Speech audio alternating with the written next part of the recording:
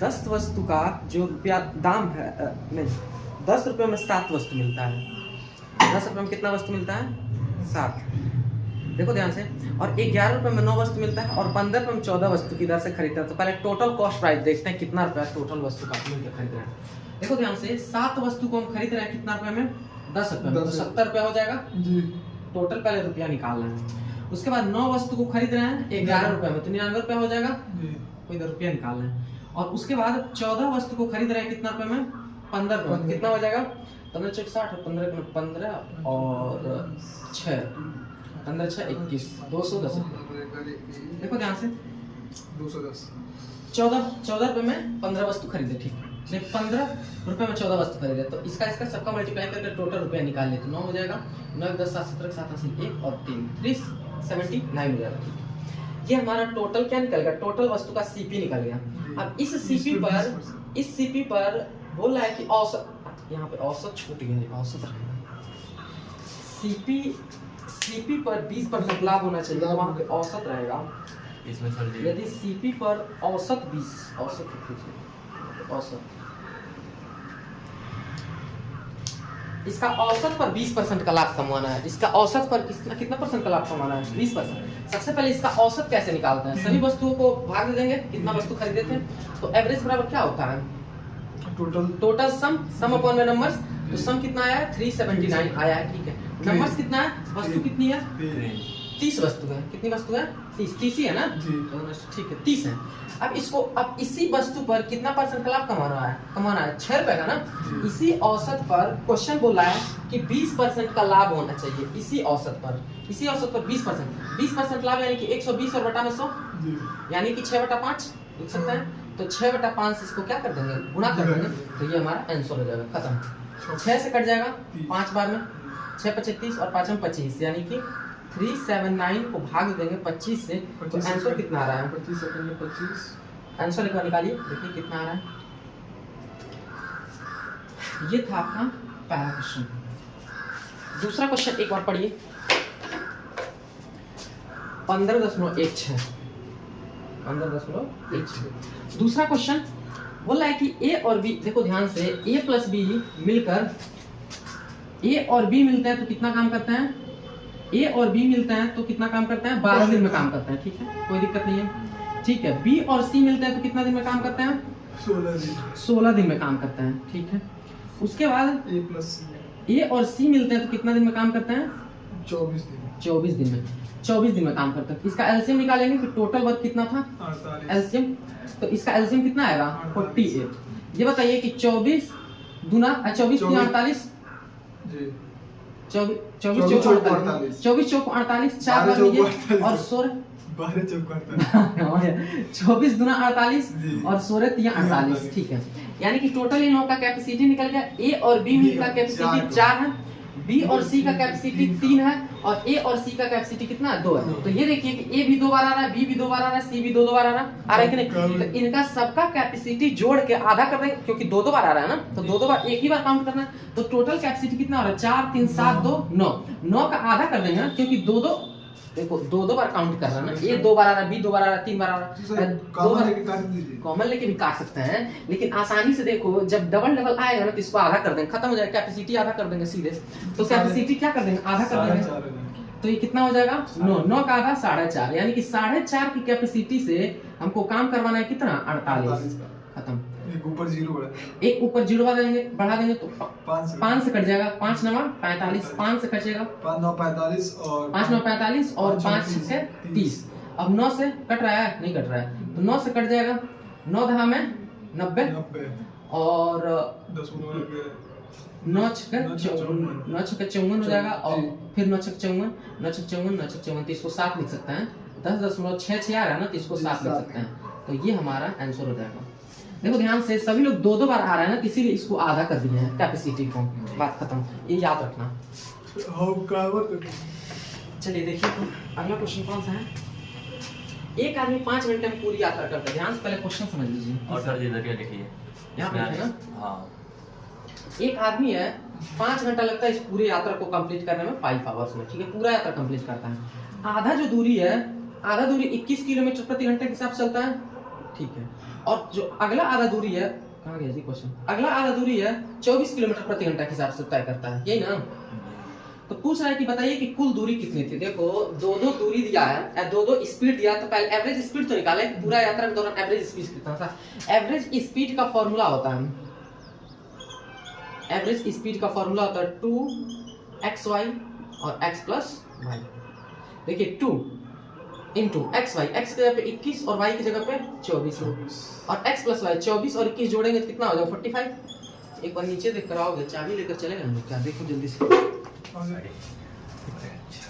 देखो ध्यान से। एवरेज स्पीड पहले हमको पता तो चल जाए कि यहाँ से यहाँ तक जाने में हमारा स्पीड, एवरेज स्पीड कितना था। तो एवरेज स्पीड का फॉर्मूला हमें याद रखिएगा 2x अपॉन में x प्लस वाई, ठीक है। अब इसको 45 से कटेगा क्या, 3 से कटेगा, 15 किया 45 और 3 से 7 बार, ठीक है। तो इसका मल्टीप्लाई कर देंगे तो 24 48 और 7 से मल्टीप्लाई कर देंगे तो 48 और 7 से मल्टीप्लाई कर देंगे और बटा में 15, ठीक है। अब इसको काटेंगे, देखिए ध्यान से, डिस्टेंस पूछ रहा है ना, ये हमारा क्या आ गया, स्पीड आ गया, क्या आ गया, स्पीड, एस मतलब स्पीड, और हमसे पूछ रहा है क्या, डिस्टेंस। तो डिस्टेंस बराबर क्या होता है, speed into time, speed into time. तो डिस्टेंस से पूछ रहा था, स्पीड हमारा निकल गया 48, काटेंगे नहीं फिर भी आ जाएगा 48 7 और बटा में 336/15 और गुणा, और टाइम कितना था 5 आवर्स ना, 5 आवर, तो 5 से कट जाएगा, 5 किया 15 और 16 किया 48 और 16 से 112 किलोमीटर हमारा क्या था डिस्टेंस। देखो कुछ था नहीं, पहले अलग अलग स्पीड से चला, एवरेज स्पीड निकाले कितना होगा, टाइम दिया ही था, डिस्टेंस बराबर स्पीड इनटू टाइम, एकदम छोटा सा क्वेश्चन था। दूरी चाल है ना तो निकाले, हां चाल नहीं है, दूरी है, डिस्टेंस है, डिस्टेंस बराबर स्पीड इनटू टाइम, फार्मूला लिखे हैं, ठीक है। अगला क्वेश्चन देखिए तो क्या है, जो निकाले हैं स्पीड ना निकाले हैं, ये वाला ना, हां एवरेज स्पीड निकाला है, स्पीड है समझ जाइए, और टोटल दूरी का स्पीड है। देखिए ध्यान से, अगला क्वेश्चन है, दो रेलगाड़ियों की गति का अनुपात, ध्यान समझो, स्पीड का अनुपात दिया है, किसका अनुपात दिया है, स्पीड का, ये ध्यान देना, स्पीड का अनुपात दिया है 5:6, ये बहुत आसान क्वेश्चन है। बोला कि दूसरी रेलगाड़ी 5 घंटा में 450 किलोमीटर की दूरी तय करती है, दूसरी रेलगाड़ी, तो स्पीड क्या हो जाएगा, स्पीड बराबर डिस्टेंस अपॉन में टाइम, डिस्टेंस अपॉन में टाइम है कि नहीं, तो डिस्टेंस कितना है और अपॉन में टाइम कितना है 5, तो कट जाएगा 90 किलोमीटर पर आवर आ गया, ये स्पीड आ गया दूसरी वाली का, ये फर्स्ट है और ये सेकंड है, दो रेलगाड़ी है ना, तो फर्स्ट और सेकंड रेलगाड़ी का आ गया। तो पूछ रहा है कि पहली रेलगाड़ी का गति क्या होगी, बताओ, दूसरी रेलगाड़ी का वैल्यू है 90, तो पहली रेलगाड़ी का कितना गुना है, आपका 90 बटा में 90 और बटा में 6 कर देंगे, कितना गुना है, लेकिन इतना गुना, तो इसको भी इतना ही गुना कर देंगे, 90 बटा में 6 गुना, तो कितना हो जाएगा 90 बटा में 6 और गुना में क्या कर देंगे 5, ठीक है। तो 6 से कट रहा है 6 और 15, 15 से 90 होता है, 15 बचे 75, 75 किलोमीटर पर आवर इसका आंसर हो जाएगा। इसका भी हो जाएगा 15, 15 से भी गुणा कर सकते थे, 15 6 90, 15 गुना है, अरे 6 का ही कितना गुना, 15 गुना है, तो इसको भी कितना गुना कर देंगे, ये समझिए 15 गुना ही किया है कि नहीं, तो ये हमारा स्पीड निकल जाएगा। फोटो खींचते हैं। अगला क्वेश्चन कौन सा है,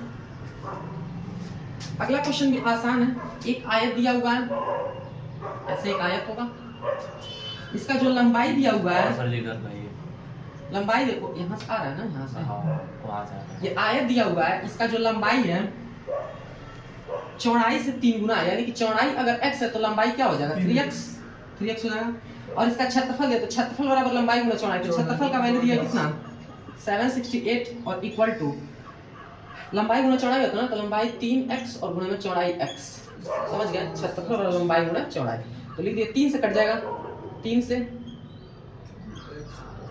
और x स्क्वायर, अच्छा ये अंडर रूट 3 से कटेगा, 3 दूना 6 और 3 + 15 3 × 18, ठीक है, ये 256 आ रहा ना, 256 हमारा अंडर रूट में आ जाएगा। 256 किसका स्क्वायर होता है जल्दी बताइए, 256 आपका होता है 16, x का वैल्यू कितना आ गया 16, यानी कि लंबाई कितना था 16, चौड़ाई कितना था 48, खत्म। अब जो भी पूछे आंसर निकाल देंगे। क्या पूछ रहा था, परिमाप पूछ रहा था ना, तो आयत का परिमाप का फॉर्मूला क्या होता है, परिमाप बराबर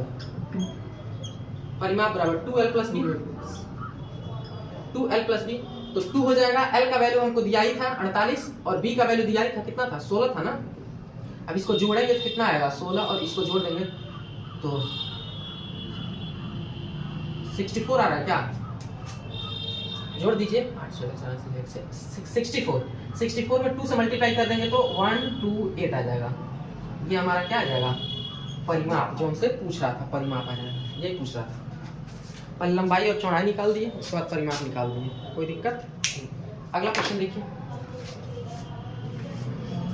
अगला क्वेश्चन क्या है? बोला है कि 3 अंक ABC को ABC के रूप में और ABC के रूप में हम लिखते हैं, ठीक है, और 7, 11, 13 के एलसीएम से विभाजित तो परिमाप क्या होगा? बताओ, ये क्वेश्चन हम बताया थे नहीं बताया था? नंबर सिस्टम पढ़ाया था आशुतोष, बताए थे ना ABC वाला रिपीटर। तो इसका पहला ऑप्शन सही होगा, ये हम फॉर्मूला में ही लिखवा दिए हैं, बात समझ गए? पहला ऑप्शन सही होगा। जब भी ABC के रूप में दिया रहेगा तो वो संख्या किससे कटेगी? 1001 से कटेगी, बताए थे। जिसका एलसीएम होता है 7, 11 और 13 का एलसीएम होता है, बताए थे 7, 11, 13 का एलसीएम होता है। तो इसका जो संख्या विभाजित होगा उसका वैल्यू क्या होगा? ABC। यही हमारा ऑप्शन नंबर फर्स्ट हमारा सही हो जाएगा, ये बता चुके हैं नंबर सिस्टम में।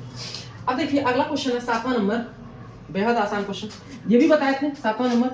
2, 4, 7, x 8 पूछ रहा है कि x के जगह पे ऐसा कौन सा चीज रखते हैं कि 44 से पूरा कट जाए? किससे कटना चाहिए? 44। तो 44 में 2 वैल्यू आ रहा है, एक 11 आ रहा है, एक 4 आ रहा है, तो सबसे पहले 4 से ही कटना चाहिए।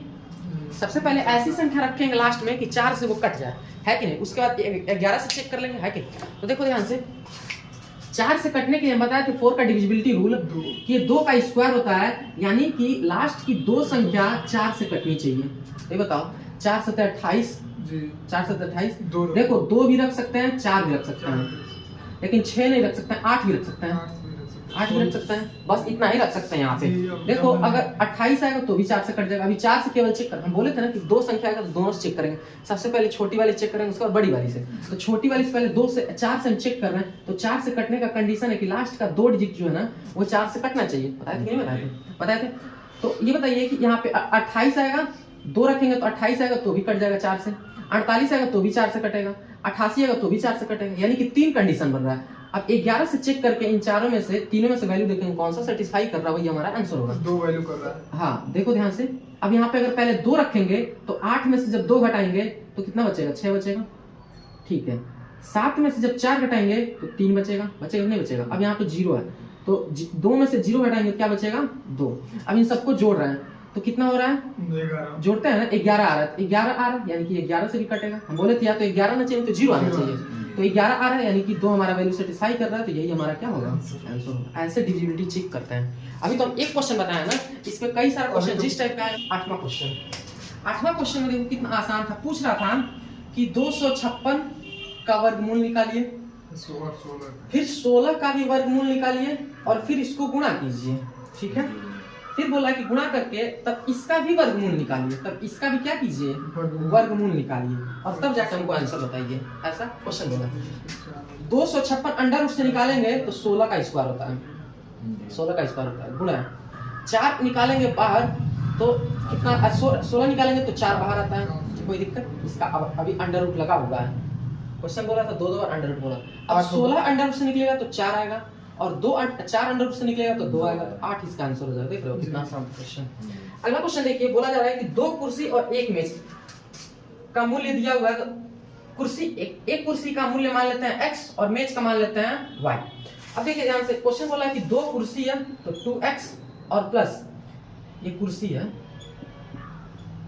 और ये मेज है, ये मेज का है और ये कुर्सी का है। तो 2x हमारा कुर्सी, 2 कुर्सी ले रहे हैं और 1 मेज ले रहे हैं, तो 1 के y आएगा। इन दोनों को मिलाकर कितना रुपए मिलता है? 270 रुपए मिलता है, ठीक है। बोला कि 5 कुर्सी तो 5x और प्लस 5 कुर्सी और 4 मेज, 4y और इक्वल टू ये होता है 530 रुपए। कितना क्वेश्चन दिया हुआ था। अब बोला था कि एक कुर्सी का मूल्य बताइए, एक कुर्सी का ना, एक कुर्सी का लागत मूल्य बताना, तो बता देंगे।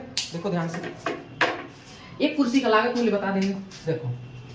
देखो हमको x निकालना है, x निकालना, तो हम y कैसे भी करके इसमें से खत्म करेंगे। तो ये बताओ, इसमें अगर 4 से गुणा कर दें, 4 से गुणा करें तो 4y हो जाएगा, तो ये 4y कट जाएगा, कट जाएगा कि नहीं कट जाएगा? कट जाएगा आराम से। अब देखो 4 दूना 8 में से 5 घटेगा तो 3x बचेगा, बोलो, बाकी तो कट चुका है। 17 चौको 68 होता है, कितना होता है? 68 होता है। अब इसमें से इसको घटाएंगे तो कितना बचेगा? 150 बचेगा। अब 3 से कट जाएगा, कितना बाद में? 5 बाद में 50 कुर्सी का मूल्य कितना था 50 रुपये। खत्म। एकदम छोटा सा क्वेश्चन था ये। ठीक है 12 नंबर देख लीजिए, बता दे रहे हैं, थोड़ा सा हिंट कर देंगे, लगा लोगे। देखो 18 हो गया, 19 लगा देंगे अभी। हाँ 4/5 था और इसके बटा में क्या कर देंगे 12/10 कर 10 देंगे करते इक्वल टू x/6 था, इसके पूरे के बटा में क्या कर देंगे 9/2 कर देंगे। ठीक, अब इसको कट पीट कर देंगे। ठीक है 5 से कट जाएगा जी 2 बार में, 2 से कट जाएगा 6 बार में, 4 कट जाएगा 3 और ये 2 हो जाएगा 2/3 आ गया, सब कट कर दिए। 2 से कटेगा 3 बार में और ये तो कटेगा नहीं, ये तो ऊपर जाएगा नीचे आ जाएगा, तो x और बटा में 29 27। 3 से कट जाएगा 3 9 27 9 गुना 18। x का वैल्यू कितना आ जाएगा 18 ये पूछ रहा था। जी 13 नंबर लग गया होगा, हम एलसीएम लेके कर देंगे। एलसीएम लेकर भी कर सकते हैं। 13 नंबर भी हो जाएगा। 13 नंबर क्या हो जाएगा 750 का बोल रहा है 80%, 80/100 कर देंगे। जी का बोल रहा है कि 120%, 120/100 कर देंगे। जी का बोल रहा है 40%, 40/100 कर देंगे। कैलकुलेट कर लेंगे, आंसर आ जाएगा। 288 कोई दिक्कत, कर लोगे कैलकुलेट। अब कर देंगे। अगला क्वेश्चन क्या है 14 और ये दौरी आसान। सीपी इतना रुपए इस्तेमाल में 50 रुपए खर्च करवाते हैं, कोई दिक्कत नहीं है, खर्च करवा देंगे। तो कितना हो जाएगा टोटल कॉस्ट हमारा सीपी हो जाएगा कितना 350 रुपए। 350 बोला जा रहा है कि अंकित मूल्य पर 20% लाभ पर बेचना चाहिए कि लागत मूल्य पर 110%, लागत मूल्य 110 हो, यानी कि 110 का वैल्यू दिया हुआ है जी 110 का वैल्यू दिया हुआ था, तो इसको नीचे कर देंगे और 20% का लाभ कमाना है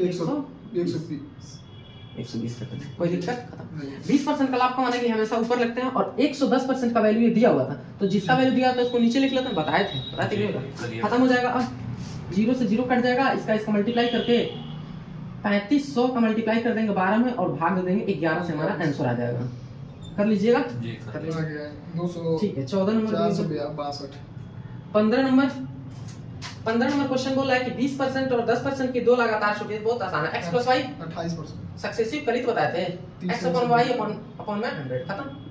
x + y, x का वैल्यू दिया है 20 और प्लस 10 30 और माइनस 20 गुणा 10 और बटा में कितना 28 आएगा। तो ये 20 और 10 30 और ये कट जाएगा तो 2 घट जाएगा ना, जी। तो 28% इसका आंसर हो जाएगा। देख रहे कितना आसान है।